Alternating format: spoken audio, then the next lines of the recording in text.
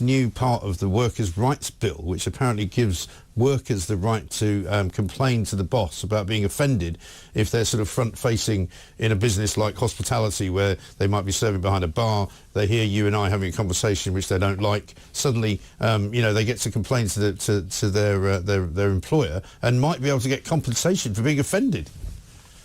No, that I think is this government, I think, has done some shocking things to attack free speech, but this, I think, is by far the worst. This is really horrendous. This will effectively be turbocharging the Equality Act, and that chilling effect that the Equality Act has had on workplaces up and down the country, meaning that you have to look over your shoulder before you speak, lower your voice to make sure you're not overheard, undergo these pointless box-ticking diversity training exercises constantly. That will now be extended to leisure spaces, to pubs and bars and restaurants. I mean, I'll give you an example of what this new clause could mean, Mike. So because employers will now be under the same obligation they are to protect their employees from overhearing upsetting conversations between other employees, as you say, that obligation will now be extended to preventing their workers overhearing things likely to upset them by members of the public. Yeah. So, for instance, if a partially sighted steward at a football game overhears a fan saying to a referee, "Are you blind?"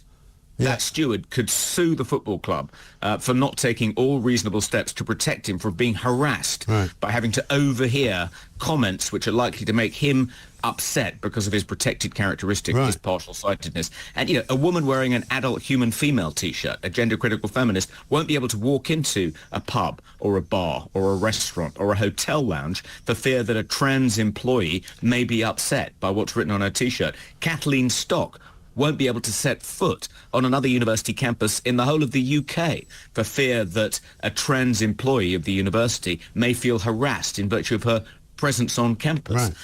It's just absolutely extraordinary. They're turbocharging the Equality Act. They're gonna mean pubs are gonna have to employ banter bouncers to police the conversations of customers in pubs to make sure they're not saying anything, not telling any bawdy jokes, for instance, that might upset any oversensitive bar staff. I mean, it's I hope that woke activists in what is now called the Equality and Opportunity Office have just inserted these clauses into this particular bill. They cropped up in something called the Worker Protection Bill in the last Parliament. The Free Speech Union and others campaigned against them and got them stripped out of that particular bill before it received royal assent. They've just miraculously reappeared. It's as though the woke civil servants have copied and pasted them from a bill they couldn't get through the last Parliament and put them into this one. I'm hoping that that Labour are so dumb, they're so dopey, they haven't noticed that these things have been shoehorned in to the Employment Rights Act. I can't believe that Morgan McSweeney